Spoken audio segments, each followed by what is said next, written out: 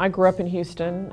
My father is an engineer, and a lot of women that went into engineering in the 70s, kind of that first wave of technical women, a lot of us had fathers who were engineers, as I've found over the years and talked to people. My dad still is an engineer, he's still around, and he's still an SPE member. He moved to Houston for a job. People ask, so I grew up in Houston. Grew up around the industry, hearing about it, seeing a lot of my friends' fathers worked in various parts of the industry. So it's just very natural, and it always fascinated me. And personally, I'm a problem solver. I wouldn't say I'm not a math wizard, but I always like the problem-solving aspects, and that's really what interested me around engineering. So it was a pretty early career choice for me, and I could have been anything. I mean, I was a very good student. Could have gone to medical school or done other things, but the engineering side, the problem-solving part of it's what always fascinated me about it. So, here I am. And I act like my father. I'm an oldest, like you. I act like him, I look like him.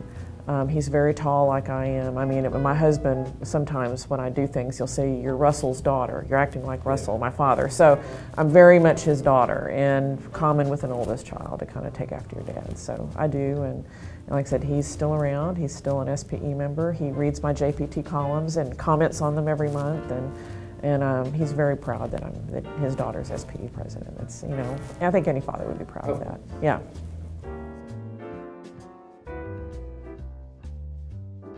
I went to Midland for my early career and volunteered with the local section. And if you're good at something, they'll give you something else to volunteer for. And eventually I worked my way up through several offices, and I was section chairman at age 29. So what we would call a YP now. We didn't have YPs then, but similar to now, there was a lot of young people that had just entered the industry, and a lot of young people that stepped in to run activities and run things in the section. I've noticed that's definitely the case here in the Kingdom. All the people I've seen that have been in leadership have all been YPs. Dr. Talal, he's kind of an older YP now, right? A more senior YP, right? But still, the young people are really running the show, and that's really one of the really great things about SPE is that you can do as much or as little as you want, and you can develop a lot of your personal skills through running projects within SPE. And I learned a lot of my management skills, and actually put it to use, put it to actual application through volunteering on things with SPE. So it's really helped me as a manager and as an engineer both.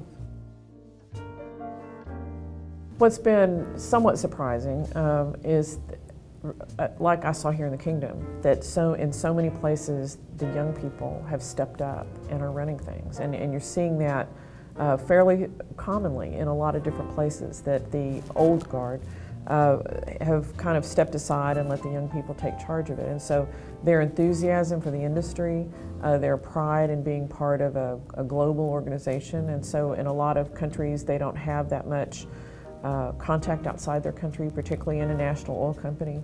It's not like Schlumberger, where people are always in and out, and it's a very global company. Most national oil companies are not. And so this is their way to have contact with the world and to learn skills outside of their country or outside of their national oil company. And it's the enthusiasm of the young professionals has been refreshing. And so I know that the industry will be in good hands, I guess, because some of the people of my generation have been a little worried about this big crew change, that all this knowledge is leaving, and can we really trust you with running the show? And at least what I've seen in the SPE sections, yeah, we can. It's going to be just fine. I've met Saudi people in SPE and work really all my career, right? So they're everywhere, but I've always met them outside of the Kingdom. I've never been here. So, and I've of course read papers and seen presentations my whole career about the fields here, largest fields in the world, bigger. Just the numbers, just add zeros to it. The permeability, the porosity, the size, the rocks, the flow rate, anything you want to do, the number of cells in the simulator. I mean, it's all the biggest here because these are the biggest fields, and there's just so many of them. The scale, the bigness of it didn't fail to disappoint. I mean, so that the scale of the fields and the properties are huge. The facilities at Aramco, I'd heard about them from other people. You know, beautiful, first rate, no expense spared. But you can do that when you've got such tremendous fields to work with, right?